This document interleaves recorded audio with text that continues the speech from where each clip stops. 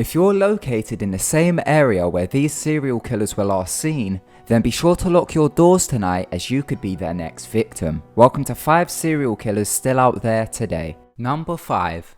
The original Night Stalker. Not to be confused with Richard Ramirez, who is also called the Night Stalker, this was the original. He is an unidentified serial killer and rapist who murdered at least 10 people in Southern California from 1979 through to 1986. The crimes mainly happened in East Sacramento. He sexually assaulted at least 50 women. He was dubbed as the East Area Rapist, but is now known as the original Night Stalker. He started off doing burglaries, then moved on to committing rapes, and later moved on to murder. At first he targeted women who were alone, but then put his focus towards couples. He would break into a couple's house, wake them up, threaten them with a gun, then force the female to tie up the male.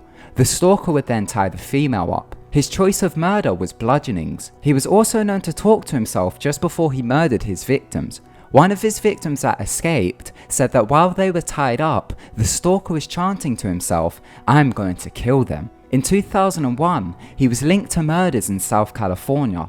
Also, in 2013, there was new information about the case. Californian police say they believe he was a contractor working in Southern California at the time of the murders. They made connections between him and a contractor that was working at a mall in Santa Barbara during the time he committed his first murder. The mall was also located very close to the murder scene. He is believed to be in his late 50s or early 60s. This is a police sketch of what he is believed to look like now. It's also believed that his voice has been caught on tape, as the police found a disturbing message on one of his victims' answer machines. This is what it sounds like.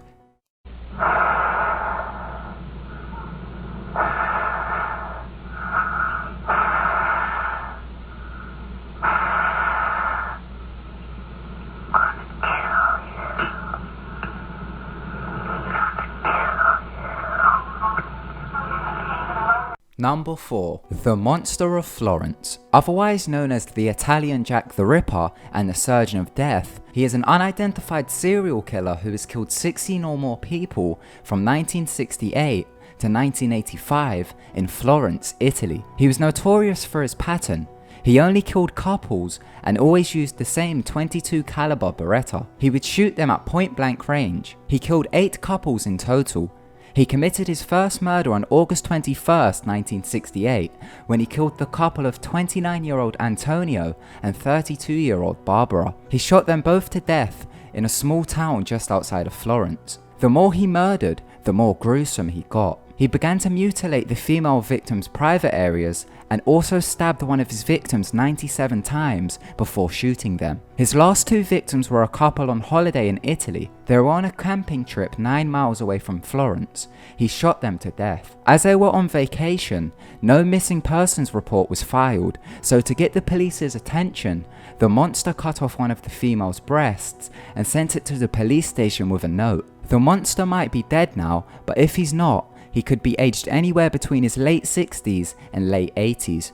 As of May 2014, people of Florence believe the monster has made a comeback, as a prostitute was found naked, raped, stretched out and bound to a pole. She was covered in bruises. However, to me, this doesn't fit the same methods as the monster. Due to this, there could be an entirely new killer in Florence, so if you live there, then beware. Number 3. Beer Man. This serial killer originates from Mumbai, India. He got his nickname Beer Man as his victims are found with several beer cans next to their corpses. From October 2006 to January 2007, he killed 7 men in Mumbai. The victims were beaten to death or stabbed. The police reported that the man had performed sex with all of his victims. The police received a note from the killer but didn't release much information about it.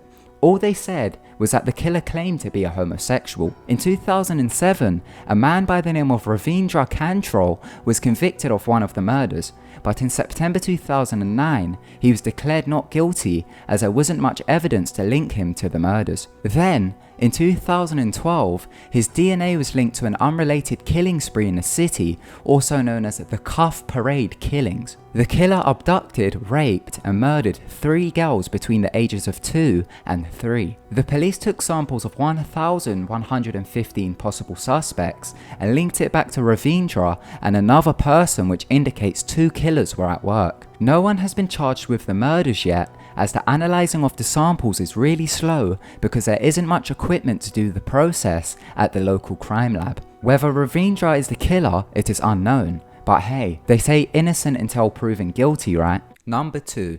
Nikolai Dzumaglev. From the Kazakh Soviet Socialist Republic, he is also known as the real-life Hannibal Lecter. He killed 7 women from 1979 to 1980, but it is believed that he has killed and eaten somewhere between 50 to 100 women. Oh, and did I mention he has metal fangs? He got his teeth replaced with metal teeth so that he could chomp down on his victims much easier. He's truly crazy.